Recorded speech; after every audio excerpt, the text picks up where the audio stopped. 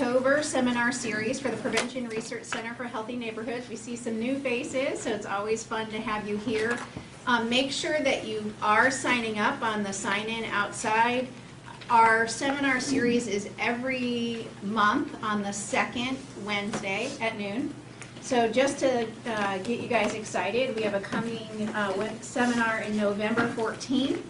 Community grounded research to address psychological functioning of sexual and gender minority youth with foster care involvement. And that will be by Dana Prince, who's a faculty member in the MSAS program here at Case Western. And then we'll come back to a theme that you'll hear Dr. Borawski talk about today around team science. And our December 14th, it's actually a Friday seminar, so that's a little bit different. Friday, December 14th from 9 to 10:15 a.m. at the Biomedical Research Building, room 105. We have a special guest, Maritza Salazar-Campo, coming in from the University of California, Irvine, talking about team science approaches for translational research. So this will be a theme I think you'll hear not only this year within our PRC seminar series, but I think as Elaine will talk about through some broader initiatives at Case Western and the broader Cleveland community. So today we have a very special speaker, the director of our Prevention Research Center for Healthy Neighborhoods, Dr. Elaine Borawski. Elaine is the lead of the community and collaboration component of the Clinical Translational Science Collaborative here at Case Western Reserve University. She also holds an endowed faculty position within the Department of Population and Quantitative Health Sciences and Nutrition. So to begin, before we have Elaine present, we are also going to have, and if you were here last month, you saw this, a member of our network of community advisors provide a brief introduction to the speaker and the topic, really from the perspective of a community member and why the research is so important here. So, Patty, you want to come on up? Yes, so thank you. So I am Patricia Terstiniak. I think I know some of you. And I didn't know I was going to do all of that, but I'm going to do my best to satisfy that requirement. I serve as the president-elect of the network of community advisors, and as Darcy said, we are kind of restructuring and figuring out what works best for the NOCA members, for the PRC staff and faculty, what works best for the community. And all this being said with the lens of research. So as Dr. Borawski is going to talk, to kind of put this in perspective, the Clinical and Translation Science Award grants is to really encourage this collaborative process between the research team and the stakeholder engagement team from the very beginning. So sometimes what happens, as you guys might know, researchers might say, oh, this involves the community because we have 3 weeks left in our grant, we need to have this report done. No one in this room. No, that happened years ago. And then sometimes community members, they're like, oh, well, why are researchers want to do, diabetes? We really have a problem with teenage pregnancy. So how do we really get these conversations moving from the very beginning and throughout the entire process? So this is, like I said, similar to what NOCA is attempting to do with PRC, just kind of broaden our scope so we can move beyond just PRC researchers, but to this broader group of researchers. And it's been fun in this process. I love it. I love mixing the 2 environments, or the 3 environments. Say who you are, where you are? Yes, I work at YMCA of Greater Cleveland, and I'm a program director. My job is currently changing, but my background is public health with a focus in community health, some academia stuff, so I get excited about p-values as well as community engagement. I'm like right there in that Venn diagram. I think that's it. I'm going to grab some food, and Elaine will take it away. Thank you. Thank you, Patricia. Oh, no, go ahead. That was wonderful, because I think this is sort of a grant that's separate from the PRC, and you're going to hear a lot more about it. But increasingly, our worlds are beginning to merge. We're starting to see, I think our Prevention Research Center has now evolved over the past 10 years taking on more of the community clinical linkages and pushing a little bit the envelope in terms of team science and having stakeholders of all kinds be a part of our research. And on the flip side, you're going to hear the flip side, which is supported by NIH. These are basically coming out of the basic scientist world, and there's a growing evolution towards our world. So we hope over these next 5 years, we'll see increasingly more activity. So, what is the CTSA? How many of you know what it is? How many have heard of it? Let's start there. That's a good start. Okay.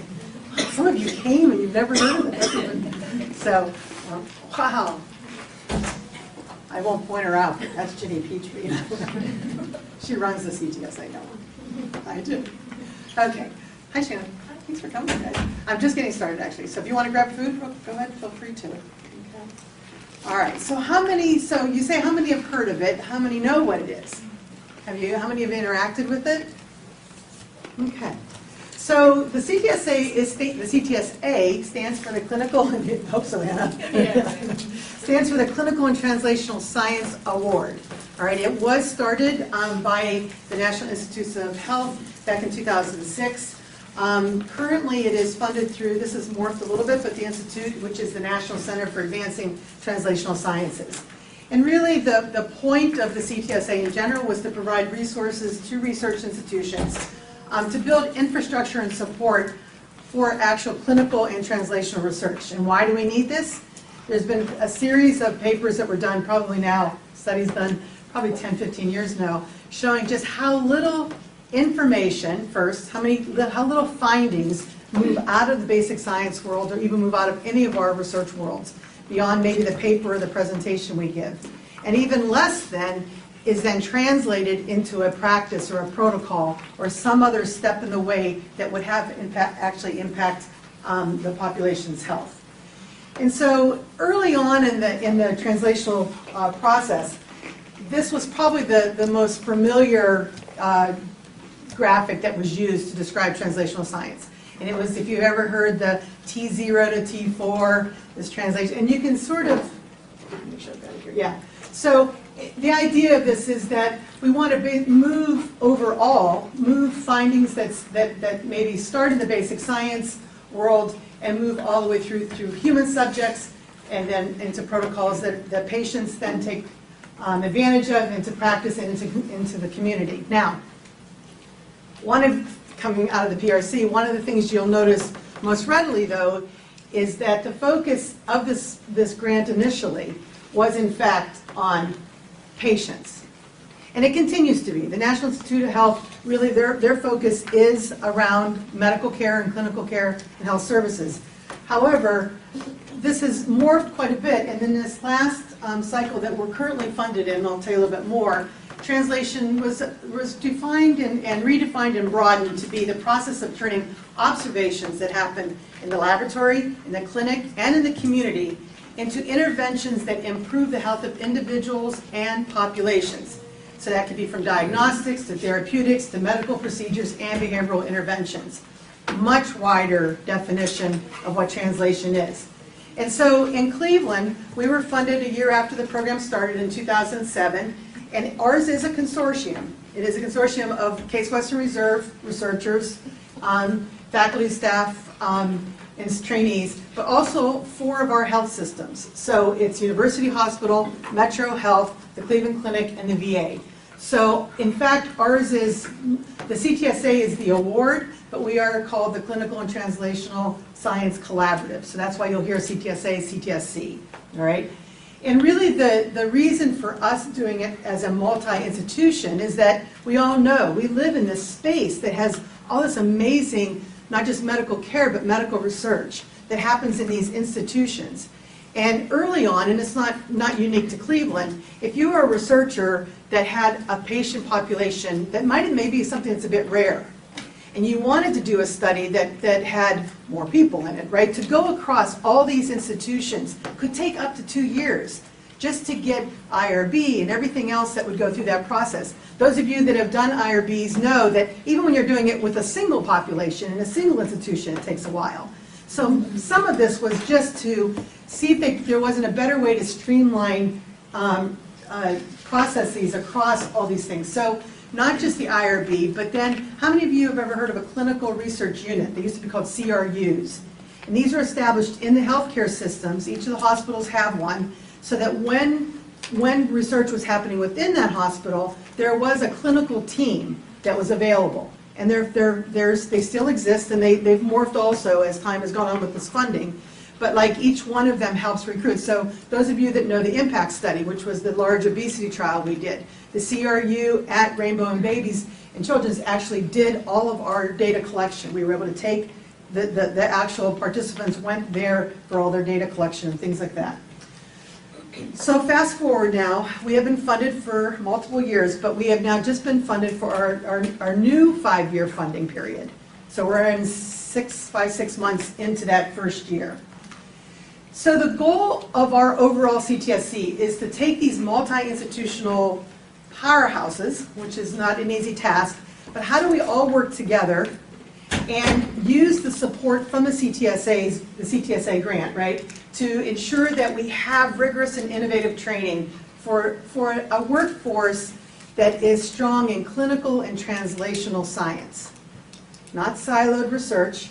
That still is supported, and you'll see as this goes, you know, science as a traditional science, as we know, continues to be funded and sourced and everything, but this is targeted towards that translational process. So we hope to focus on the the training of clinical and translational workforce, and really you'll hear this a lot. It's the idea of accelerating the translation of discoveries, of findings, get it moving, right? Not having things just take 2 to 5 years to get to the next step, and by that time, in this world of innovation, it's almost too late.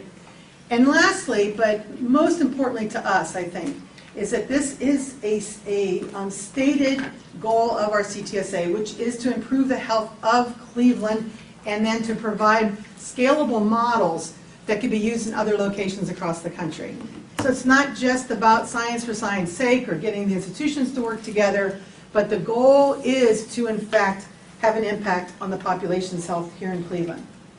And so overall, this is a mammoth grant, and it used to be even far more mammoth. But the idea of this, to think of the CTSA, is it's not a thing to be in. That's one of the things I always struggle with. We always say, are you in the CTSA? Right? And Ginny's, I'll introduce you guys later. But like, this is one of the things Ginny's saying all the time, is that you're not in it or out of it. The institution has this grant to support all of you, everybody who is interested in clinical and translational research. It's there to be a resource to help you do that work, wherever you sit in that continuum. And so there are a lot of different resources that the CTSA provides. And so the first one is informatics. Those of you that know in our department that those of us in the faculty here are part of the Population and Quantitative Health Sciences. Dr. Jonathan Haynes, our chair, leads this group. Informatics and the community and collaboration components sit across the entire CTSA. We are to be responsible for developing things that all the institutions can utilize. All right? So informatics is all of that. We all know how many EHRs, right? Using the electronic health records. This is the idea of how does their work is, how do you combine that so that it's easily accessible? All right? So using big data. The second is the hub research capacity. In this cycle, we are all called hubs. So there are CTSA hubs across the country. So our CTSC is called a hub. And so hub capacity is that old CRU, right? It's so that in each one of the hospital systems, there is a clinical research unit still. It's the idea of providing support for recruitment, assessments, management, and a new thing, which I think our component is going to work harder to integrate with, is they placed this thing called integrating special populations in this last grant. Part of that is, I think, let's say from the very beginning, that the ultimate goal probably in the CTSA when it was started was not really to improve the health of the population. I'll say that out loud, right? No, meaning that broadly speaking, it was really because they were trying to ensure that the research that was being conducted included all people. So that's a little bit different definition, right? And how do you ensure that studies are representative to all people? What's the best way you can do it? Anybody? making sure that you're sampling from a generalized population. Perfect. So the idea that if you're not recruiting folks from a broad range, then you are now you're extending those findings now to a broader generalized population who may or may not benefit from that actual intervention, right? So this group going forward is intending to try to see what does it take to broaden clinical trials, right? To bring in broader representation. So it isn't exactly what our group does, but there's clearly one in which there's a collaboration. So the next one is the network capacity. This is just to say that as a network of hubs, we are responsible for participating across other CTSAs, with other CTSAs. So it's just the idea that there's a big trial innovation network so there might be a clinical trial and 8 or 9 CTSAs will involve themselves. So it's the idea of how do you ramp up fast and do work together. Research methods is the traditional things we know of, people providing help with epidemiology, research design, regulatory, IRB information, and knowledge and support and compliance. And translational endeavors is also a new one, and this is the idea of providing resource around the idea of workforce development and giving pilot grants to get things rolling, all right? And then the last is us. So we are the community and collaboration component. I had those in all of them, but I said it might make people dizzy. So these are the resources to support clinical and translational research, but there are 2 other really large components of the CTSA grant, and that is the actual support for training of both pre-docs and post-docs. These are separate entities, I'm not going to talk about them, but that overall is basically the CTSA grant. So now we're going to zoom in on the community and collaboration component. And so again, it is a component that's supposed to be across all of the institutions. So whatever we're doing, we need to be working more broadly. But let's take a step back and talk a little bit about how we got here. So in the first phase of CTSA funding, community engagement was not even in the application. All right? In the second round, where we were funded and really jumped in with both feet, was a lot of a similarity about the same timing as our PRC was funded originally. In that the focus was a lot around CBPR, how to engage at the residential level, as a resident and organizational level, but in many ways it was also to increase knowledge and understanding and capacity of understanding research from a community perspective. All right? But the idea was, and I do think that the idea was, that's usually me, so that's okay. You're okay.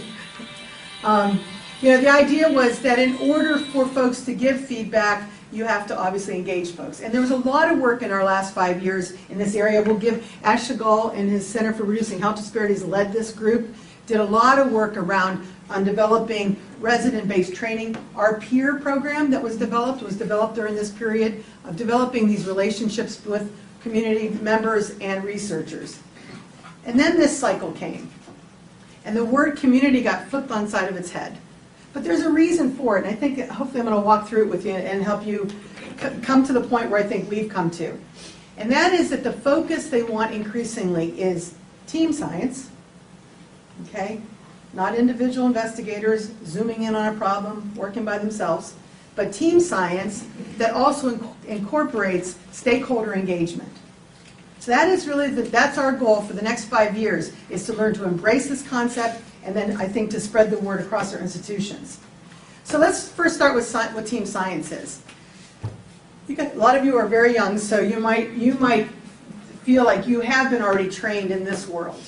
Some of us that are a little older, this is pretty much where our training became. You got your PhD, you got your MD, you then started your research career, and you were incentivized and rewarded based on you getting that R01, your grant, right? That's what investigator-initiated research is. NIH still refers to it that way, right? But it is a very individualistic approach, and it also sort of negates the concept of team participation and team contribution.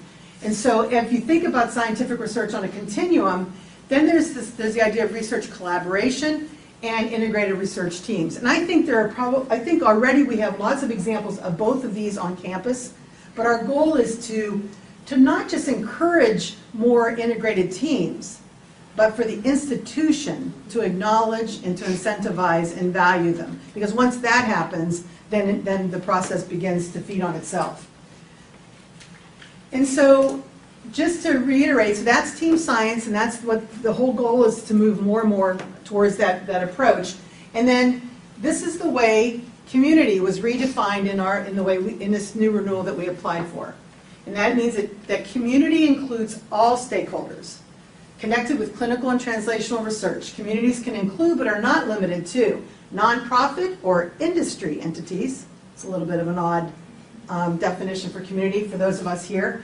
Engaged in translational research, but it also can include disease advocacy groups, local health providers, community-based organizations, and other national and local communities. So it's a pretty wide definition. And just as a clarification, what is the definition of a stakeholder then? A little different than, I think, when we talk about community engagement, right? In the case of a stakeholder, the person is either an individual or a group that is independent of the process but is fully engaged, who has a stake in the outcome, and who could enhance the overall process of the research endeavor, right? So this is those that have skin in the game around this. And this is the interesting part for us, and I think we have really here begun, I think we are somewhat a national leader in pushing this concept forward, which is that stakeholders happen at every phase of that translational continuum. All right, so let's start with the investigators. So this is I will tell those in the room that know these, I started these as a joke and they've kind of stuck, so I'm going to just keep going with them. I was trying to figure out, you go to images and you look up scientists, and these were the first things that popped up, and I just thought, yeah. So, but I think it's an important way to think about them. So we have a group of lab basic scientists, right? They spend most of their time in a lab focused at the cellular or the below the skin level, right? We have a group of clinical scientists that work in the clinical practice. So their focus is figuring out how do you better improve the clinical practice. You have those, many of us that are in the room, who are public health or population health scientists, where our aim is a much broader perspective, and we spend most of our time out in the broader community thinking of people as people rather than patients, right? And then we can't be remiss without including our data scientists. Because even though they might not have necessarily a population or a stakeholder group, none of our work could actually happen without the integration of data scientists and informatics. Okay, so who are the stakeholders?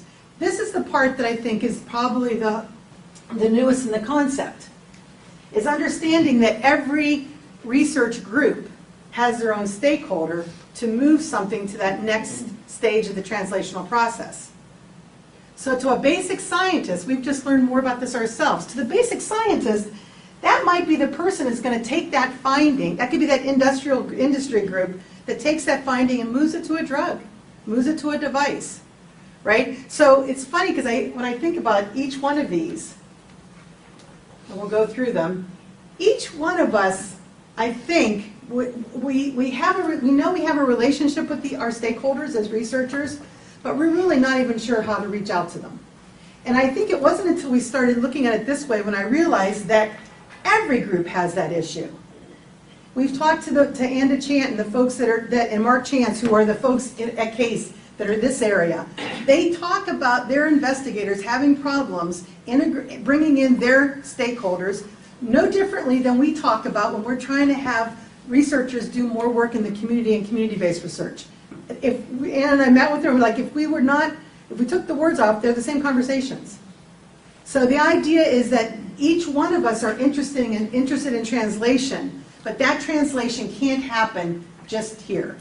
It has to happen by integrating and engaging the stakeholders that you're involved with. And so what we really hope in the CTSA going forward and through this component is that we will advance not just individual people doing research, and maybe developing teams within that are different, but really, ultimately, it would be the best if we could have more and more cross-disciplinary teams, folks that really cross from basic science to clinical to population health. But we also want, each one of our groups, we'll do them separately first, to help investigators and stakeholders figure out where their space is, right? And figuring out how to work better together. So how do we create and develop and support research teams that actually include their relevant stakeholder group? But ultimately, this is really probably what we're hoping for, right? We have multiple investigators with a very deep stakeholder engagement depending on what the problem is. But ultimately, these are our ultimate stakeholders for all of us. For those of you that are here in the room, for everybody, all the researchers and everybody in this unit, in this institution, ultimately, it is the health of our community. It's one of our 3 goals, right? One of our 3 goals, right, is to improve the health of the community. And so the ultimate stakeholders in all of this work are the citizens of Cleveland and Northeast Ohio. Okay. Whew. So now we're going to talk about, well, how does that happen? How does translation happen? What is translation? So for the longest time, we've worked with those T0 to T5. And then those of us that do a lot of work in the CDC came across this. Some people came across it earlier, and it's been around for a number of years now. I don't know, probably what, 5, 6 years now? Yeah, something. So this is the Knowledge to Action Framework. And the CDC developed this in many ways to help public health researchers and public health stakeholders see a process in which they could work together. All right? And so what you see is that there are 3 phases to the framework. There is the research phase, there's the translation phase, and then ultimately it is the institutionalization phase. Sorry. So the idea that it's not a matter of developing something, but the idea is to develop, to translate, to disseminate, to uptake, and to institutionalize and continue. We all say here, and I think it's probably in the world of other scientists too, is that it's very frustrating to our community partners, but it is equally frustrating to us that we get a grant, we develop something, we're given money to do it in a very short period of time, and then the grant ends. We're frustrated because we have all this investment into a community, into a group of folks, and there's no place to go. And folks in the community are like, now what? You just zoomed in, you've helicoptered in again and done all this work. So it is this idea that there needs to be a moving on both sides. And so there are 2 groups in this model, all right? And this model can be used regardless of whether or not you're in basic science, whether you're in clinical sciences or in community health, in that you have the research group, which is where we spend most of our time. But we have on this other side a group of stakeholders who are the potential translators and institutionalization folks, the disseminators, the folks that would adopt, right? And so I think one of the most important pieces to this is there's a message on both sides. So the first message is here, as a researcher, you really have no business doing this if you don't have some eye down that path to where it's going to translate. Because otherwise, it's going to go right into that 10% pot, right, where nothing, or 90% pot, where you do the work and it never goes anywhere else. So one place to start is before you even start the project, you're thinking about down the path of where it's going. Now, granted, the early parts of this, to a basic scientist who's looking at a molecular, model, is saying, what am I interested in public health or where this is going to end? That's not their point. Their end point is their stakeholder, right? Who's going to pick that finding up? Who's going to pick that study up, right? If you're doing clinical research and you're looking at quality of care, and you don't have a group to work with, and you don't have a group that's actually going to implement those protocols or those guidelines, what good is that? And no different for us. We might have lots of interest in, and we may see a problem, and we may develop lots of great community interventions, but we know we can all say, we've developed things that have been effective that were never uptook. And so that's part, we as researchers have to take the responsibility of partially of that. But I would say, and we're going to hopefully go on the road with this as well, is that it is equally responsible of the stakeholders to engage. Not to complain that we don't do much, but the stakeholders have to engage on the other side, right? Because they are the ones that are ultimately going to uptake it and institutionalize it. So the point of it is that we all need to be doing this at the very beginning. So, from a CDC standpoint, I think this is an important piece of it, which is that just like we know that we do a lot of things that don't go anywhere, the same thing happens on the other side, which is that practitioners get frustrated because they don't have the evidence or a practical answer to the problem, and as a result, they end up creating their own interventions that are not based on evidence or not based on theoretical models, which may or may not be, but the idea of things that are driven by mechanisms. Okay? All right, so just to briefly go through this, because I don't want to spend too much time on it, but I think it's a helpful place in which to discuss how translation happens. So in our world, you can almost see here, in many ways, the discovery studies, even though that sounds like it's more lab science, but we all have discovery studies, right? Observational studies are discovery studies. It's when you're trying to figure something out, right? So it's where, and it's also hopefully where the original finding happens that then stimulates an idea for an intervention. So we have an idea for an intervention. So now we're going to test that intervention, right? Now, but the first time we do it, what do? We control everything, right? Because we need to do that. We need to put it in a controlled setting. Will this work in a controlled setting? That's what an efficacy study is. These are, for those of you that have taken clinical trials classes or understand drug studies, it's the same effort, right? It's the idea of first testing. If we control everything, we give you the drug, we test to make sure you took it. Does that drug work, right? That's an efficacy trial. But the other problem with efficacy trials is what? They often don't go anywhere, right? Or what happens is they go to the next step, which is the effectiveness trial, which is now we're going to take that same intervention, we're going to test to see, when you put it out and you're not controlling everything, do you get the same effects, right? Which is what has led, in many ways, to implementation studies. Because there has often been this big gap between efficacy and effectiveness. But in fact, that gap could be because of the implementation, right? And think about what that implementation, it could be fidelity, it could be the idea that the intervention was not done the same way that was intended, right? But it also could be because somebody on the other side is saying, it doesn't work here, I don't even know why they did this, right? We have a joke, we did a study a long time ago that basically we had health teachers and nurses teach an HIV teen pregnancy program.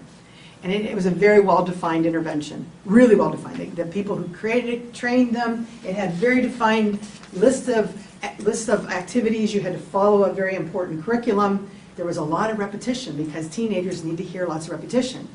When we did that later on, when we found out the effectiveness was not as strong as the original, we go in to find out that the teachers, on average, they didn't do all the activities. And when asked, they said, "Well, I know when they get it. I know when my students have got the message. I don't need to do it 5 times or 6 times or 7 times." So that's a good example of, okay, now did that change the impact? Mostly because of the fact, too, is that the nurses were more effective than the teachers. And what did the nurses tell us? I don't usually sit in the classroom, right? So I followed it right to the letter. So we don't know the reason, but there's examples of why these things don't take hold. Okay, so in this process, though, there are steps all the way along the way. Now imagine if you, in that stakeholder team with scientists and stakeholders together, you have now entered into a process where each step of the way, you're going to decide, make decisions together. So you're going to decide to translate a finding, an intervention, right? And that could be publication reports, which is what we often do, but that's limited, right? But really it's the actionable kinds of interventions. The drugs, the devices, the programs, protocols, guidelines, toolkits, all those things. This is a very, very important process that together you move from research to the knowledge or into the product development. Once that product's developed, though, then it has to be disseminated. And there's a whole series of engagement processes that take place. It's been disseminated. Now where are we on this side, though? We're no longer on the research side pushing it over. This is now on the practitioner side, and it's now in their world, right? They have to then decide, are they going to adopt it, right? Are they going to put to practice and institutionalize it? Now you would think that that's a pretty linear process, but in fact it's not. And this is really the key to where you hope to get to, which is that if you have these teams that are very integrated, right, this should be a very fluid process. And we all know very well that there is an awful lot that happens here that is evidence and is new discoveries. So how do you then take that information and feed it back into the process and start the process over again? So the only reason we use this, and we're going to, I think, spend more time figuring out how to articulate this to different audiences, is that it does seem to be a way in which to tell all audiences how to work with their stakeholders, but more importantly, probably how to do this as an integrated team process in a very iterative process. Okay, so that's just all background. So I've got 10 minutes, right? Okay. So this is our component. So we are the community and collaboration component. And so again, our goal is to do what we just talked about. We're the support team to try to help make some of these things happen. All right? And so we have 4 aims. Basically, it's to create new opportunities for these collaboratives and these larger group teams. And then we have 2 sort of training aims. One is to build capacity, again, with our stakeholder engagement and stakeholder and community partners. And the third is to then increase the education around team science, right? We all think we know how to do team science, but actually we don't, in comparison, Darcy and I will tell you about this, I think in comparison to other institutions, we are pretty behind on this aspect of training outside of the traditional training. So the KL2 scholars, that 2 training programs I talked about, they have a very strong team science orientation. But you're talking about a dozen people a year. It's not sort of institutional-wide, which is why AIM 4 was asked for by NCATS, which is they would like to see us move in a direction of institutionalizing team science with stakeholder engagement, so it's a part of our culture, okay? Okay, so this is our team. It's a very large, sort of all over the place team, and I'm not going to go through too much, but to know that, so our faculty come from clinical, from basic science. Mark Chance is our vice chair of research, who also is the person who's the most likely to be able to pass policies related to AIM 4, for example. So everybody has a role. You'll see Darcy Friedman standing here too. So Darcy's helping us with AIM 2 and leading that whole aspect of how do we integrate some of this training into stakeholder engagement around the KL2, the K to A framework. I will quickly mention, so Anna is really the coordinator and director of our collaboration component and is overseeing. And where's Rachel? Rachel has just joined our group as our evaluation person. So the idea of like all this is what we do, we are going to have metrics from the very beginning and have some idea of evidence of what we're doing. Okay, so just very quickly, some of the aims. If you think about what collaborative teams here in Cleveland look like, we're not talking about teams now. We're actually talking about collaboratives that are already existing. And there are some pretty large ones that already have multiple, from interdisciplinary researchers, but already have stakeholder engagement involved, right? So one that you may or may not know, I put plans, sorry. The Health Improvement Partnership of Cuyahoga County, HIP-C, is a really large group. Those of you that have been involved with the REACH grants, this is already on the ground working. Heidi Gollett, I'm sorry, I didn't from the picture. Heidi Gollett is a faculty member in family medicine. Her support from the CTSA provides her support to co-lead that big coalition at the county level. It's led out of the Board of Health. So it's already this integration of a lot of folks doing a lot of different work. Better Health Partnership. How many of you are familiar with Better Health Partnership? Over 250 now, clinic, and there's a very large group. They've brought, basically, originally it was family practice or primary care practices, now bringing in more of the pediatrician practices. The idea of this is that these practices share their data with the idea that that data all goes up into a cloud, it's analyzed, nobody knows what clinic you're from, but they're able to collectively analyze the data together, right? And then they make recommendations that they all act on, right? So talk about that clinical world. So there's a whole group, Sherry Bowen and the group from Better Health Partnership that has led these things. So for example, when they first started out, the racial disparity on diabetes and blood pressure care I can't draw it, but imagine from your side, this wide, right? And over the time of them working on best practices at these clinic levels, they have reduced the disparity to almost nothing. But I would have to say to you, though, that's in the care. So the prevalence of diabetes and hypertension has not changed, but at least the care, the disparities in care have changed.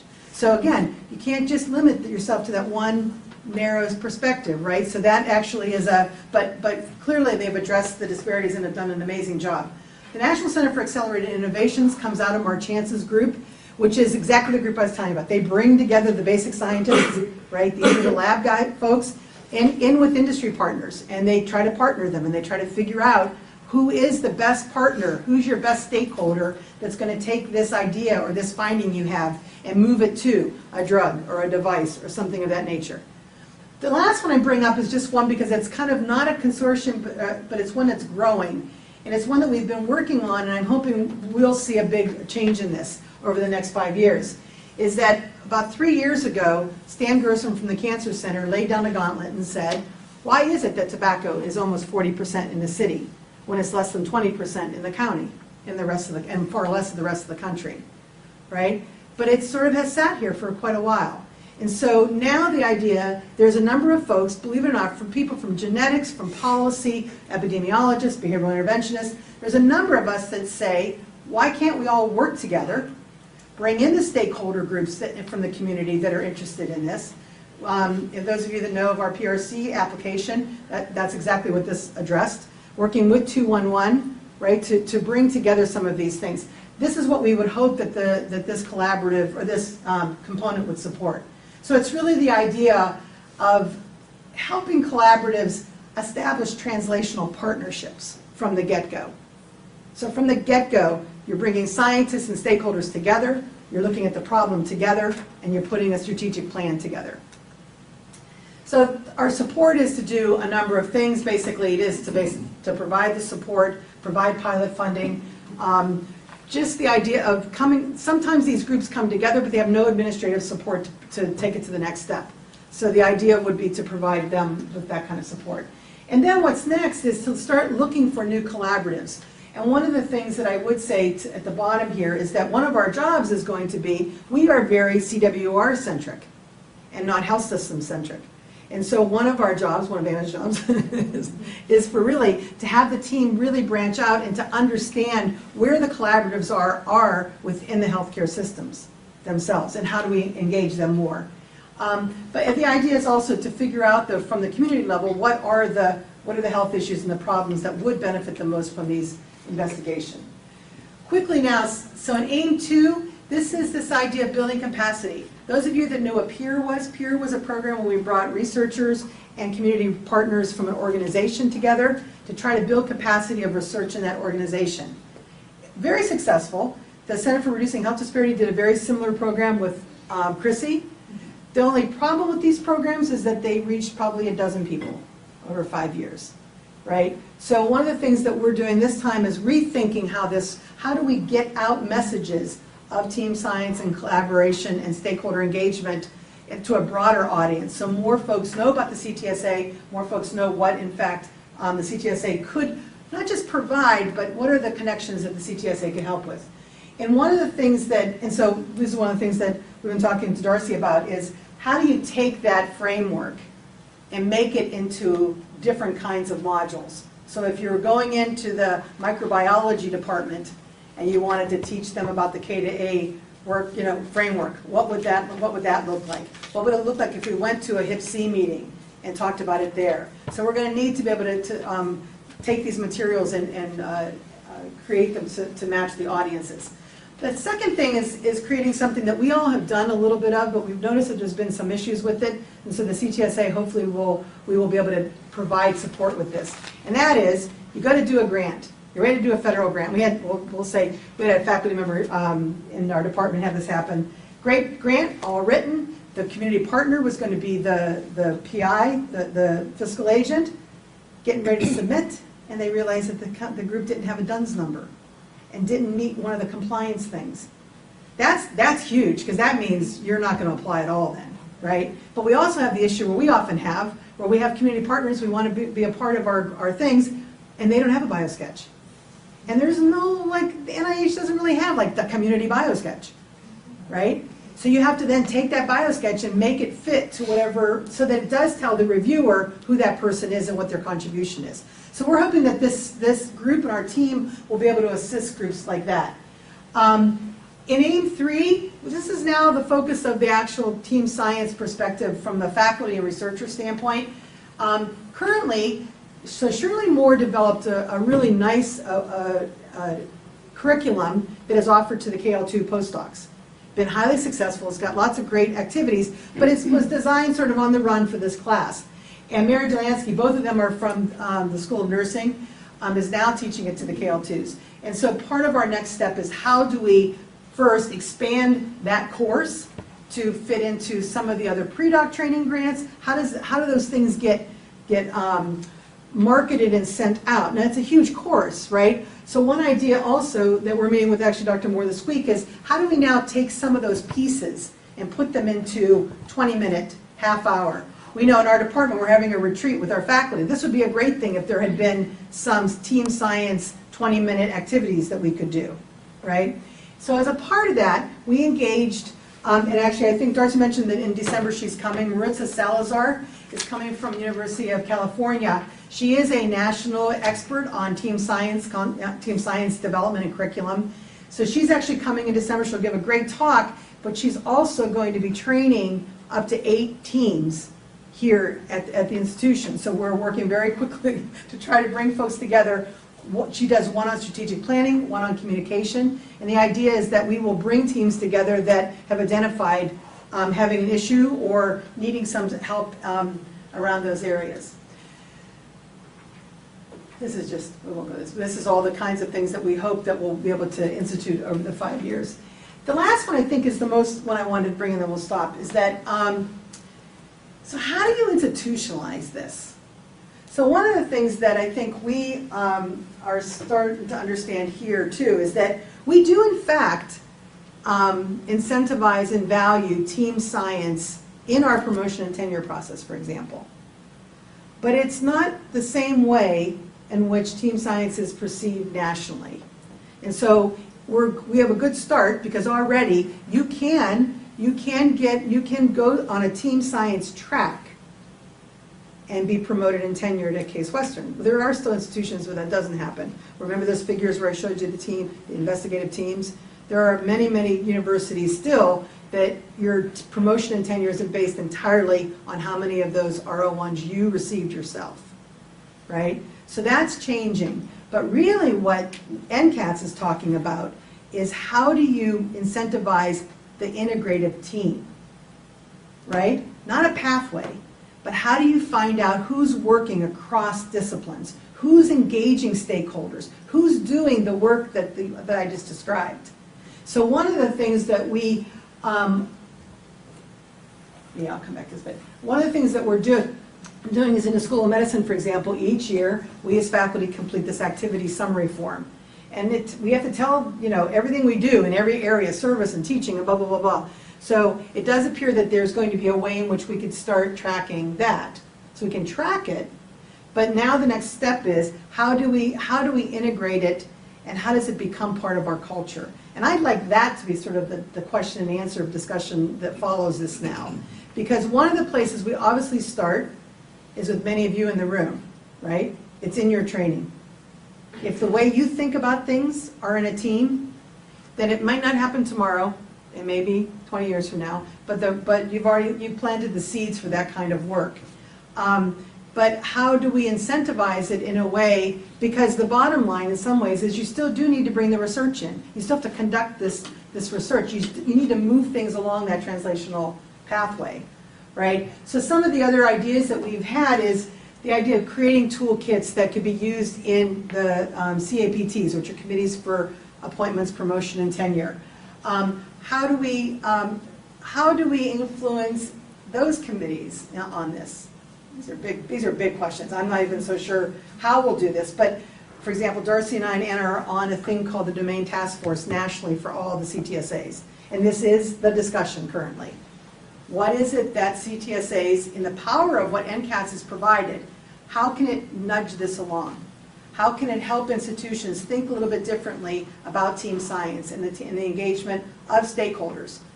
So one might imagine that, you would get extra points, right? If in fact you have worked across into another department, or that you have a stakeholder group as a part of the engagement.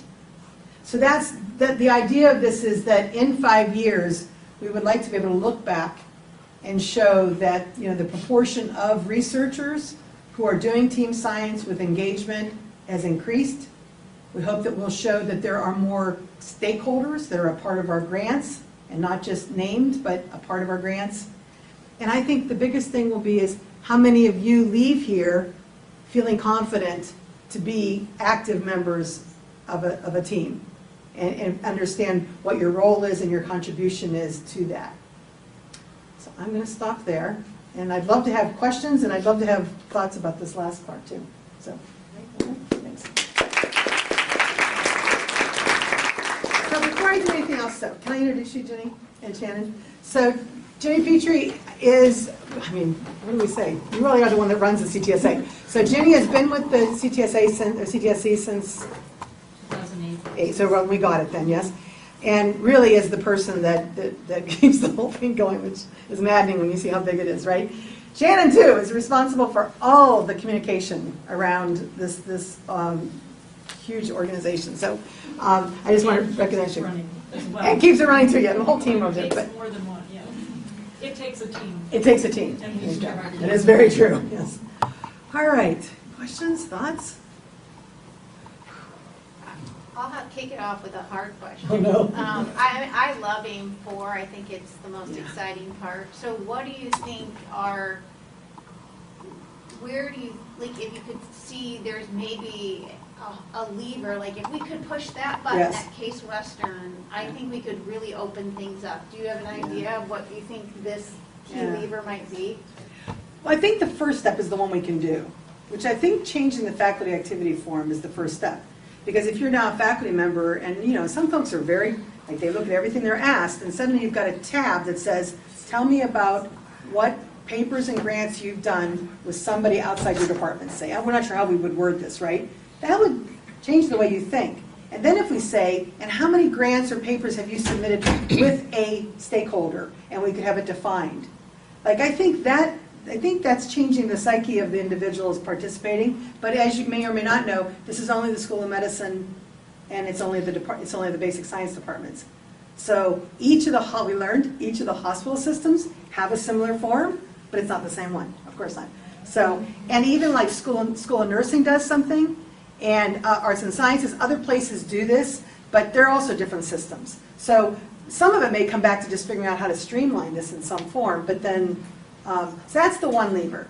Obviously the next lever is just, so we say to Mike Constant, I didn't even state. So Mike Constant is a pediatrician who is the lead of the CTSA, a CTSC, wonderful guy, and who really gets all this. So to me, it'll also happen when he starts talking about it more, right? Is that the more folks, and Mark Chance talks about it. So I would say to you, one of the elements which I think is interesting is that when we first started this discussion in the last cycle, Jenny will tell you, some of these executive meetings were just hysterical because at one point we drew a table. We're like, okay, let's conceptualize this as a big dining room table. And researcher sits down and they've got their stakeholder partner next to them. But everybody's at the same table. And Mark Chance was like, you gotta be kidding. I can't get them in the same room with each other, and you want me to have them sit across from all of you? There's no way that's gonna happen. Because in his world, he's moving them one step at a time. We're the same way. We're moving within our space, right? But I do think that once we start talking the same language, when we met with Anna Chant, that was life-changing to me, in the fact that she was experiencing the same thing we talk about, but within the basic science and industry side. That was fascinating. So I'd say making it a part of everything we see and hear, right? So we have a lot of work. What we'd like to do, I think I didn't mention it, but highlighting successful teams, right? Highlighting those teams and getting it out there so that when you're seeing it in the daily and you're seeing it in the newsletter, this is the expected message, right? I don't know if that's that answer, yeah. I'll turn it back on you, so what do you think? Now that you've seen the whole I thing. think that I think it's gonna be hard if we only are a school of medicine, because the disciplines that really might be critical to really Yes. being transdisciplinary aren't only in the School of Medicine. Yes. So I think that would also be, while maybe the School of Medicine is a pilot, that its Yes. goal is that it's bigger, like university-wide. And I think there is an opportunity with, this, the language of the provost is one Yes. one case Western. That's true. So, maybe it's like we can ride that tide Yes. and just things happen to be in a good place for that. But I think that hopefully we can be moving beyond just School of Medicine. Yes, absolutely. And I was going to say another thing to that is that, so Kurt Stange is working on the thing called the Carnegie classification. So many of you may have gone to schools that have this classification, but it's a little different because it's not really stakeholder engagement and research as much as it is what do folks do with and in the community that's around that institution, right? And so one of the number one things you have to be able to show is a tracking of what people have done. And so if Kurt's working with the new provost, if the new provost and President Slater buys into this, then if now across the entire institution people are documenting what work they do in the community and with the community, then that's another, that would also, like we keep talking about that tipping point. Everybody knows that the concept of tipping point? Yeah, what is it?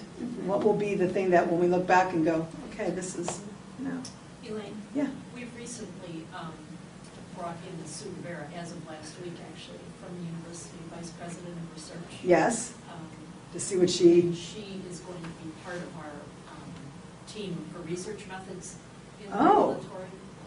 So that will give us the presence of the university as well in the program, and then nationally. like physically in the office? Well, You know what I mean, like support, not in our office, Oh, but I mean but- as okay. a co-lead in that okay, area, and on the administrative chart for our grant. that's very helpful. This is the nudges, right? The whole, right. Yeah. Thank you, Dr. B. Fantastic talk. What I am worried most in this team and translational dance is not that much even the language or the big egos. It's the conflicts of interest. The medical, the clinical team needs patients and sick people in order to make a living, let alone get promoted and tenured and have a career. Public health needs health in order to be successful, including promoting their own careers. Lifestyle is so individual, even within a same family. Only people who are omnivore and have a vegan daughter know that, and husband who needs to eat this and that because they have conditions. Even in a simple family could be so Lots of many differences. individual requirements. So individual versus population versus patient versus health. And each of them needs somehow, at least to some degree, if not completely opposite of what the other team is which brings us back to it's hard to even put them in a room, let Yes. alone to bring Yeah. them at the table. So that's what I would like to ask you. How do you Yeah. see these conflicts of interest Yeah. ever having a different outcome than a bag full of cats? Well, herding cats is a common phrase around here, yes. But I would say to you, I totally agree with you, and I think that's sort of the most maddening part of this, is that when you try to, it's that whole biting of the elephant, that whole thing, like if you try to jump into a piece of that, it's hard to see how you'd make a difference. But I would argue that some of the things that we know in public health, which is, and even with this kind of concept of the tipping point, which is that sometimes it's not a thing you do, it's a movement, right? And so, which is why I think AIM-4 is the most important. Because if AIM-4 is being directed by the National Institutes of Health, saying we need more institutionalization of this, that means hopefully they're moving forward this. So if you move the wave, you might not change any of that inside piece. It's unsure how that will happen.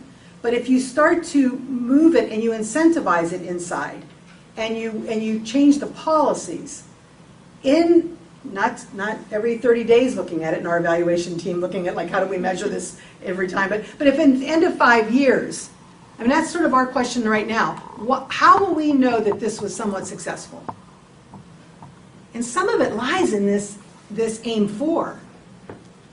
Because it will be a lot about do we have more folks actually doing this work?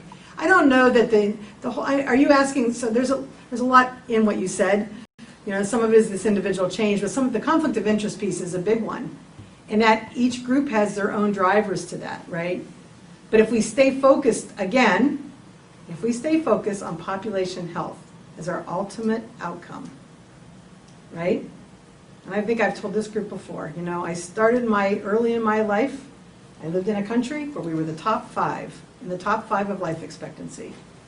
I'm going to end my life, hopefully not soon, but I'm going to hopefully not, but end it where we're at the bottom 5. Like that's in my lifetime. Like to me, that is a measurable thing to think about. That if we're not thinking about that itself in all of this, it's all for naught. We'll be in the same spot 50 years from now, and maybe worse. So that's like, to me, that's the ultimate outcome. Any other thoughts? No? I thought those of you in the training, Yeah. it'd be good to hear that, because Elaine has a lot of questions about that team science how does that permeate in your training program? Are you getting any training in team science? I just had a question not related to Okay. That's okay. I'm sorry. That's okay. You brought up equity as an important piece of this, and having so many stakeholders obviously brings a lot of challenges to maintaining equity. So Yeah. what sort of plans or steps do you have sort of on the front end to make sure that there is an equitable spot for Yeah. everyone? So again, let's think about though that equity in each one of those stakeholder groups is probably different. That's the other part of it. So there's not then there's not one measurement of equity then if each stakeholder group is different. So it's a good question. It goes back to some of the question about equity in terms of the drug and device development. I don't know if there's if there's a concept that's the same as that in that world. It'd be interesting to find that out. In the clinical and in the population health groups, I tend to think that that's sort of what drives a lot of this already. So I don't, you know what I'm saying? Like I think that at least in the population health side, I think that there's a pretty good, strong understanding. If we're working, let's say in Hep C, it's all about equity. So you're already framing it in that way. The clinical place is a place where it's a little unsure, right? Because I think that again, I would go back to this notion that somebody said one time that, is it 20, how many years between the time a guideline gets put in place? 18 years, and it's actually adopted. And so think about how slow that moves, and if you're trying to adopt things, but look, think about what Better Health Partnership did. They changed that disparity in care over a very short period of time. So like there's two things that are just, they don't go along. So in that world, I'm not sure. But I kind of think that we're going to have to look at each stakeholder group. But that's a really good question to keep sort of, yeah, thanks. Any other thoughts? Well, thank you. This was my first time to give this, so now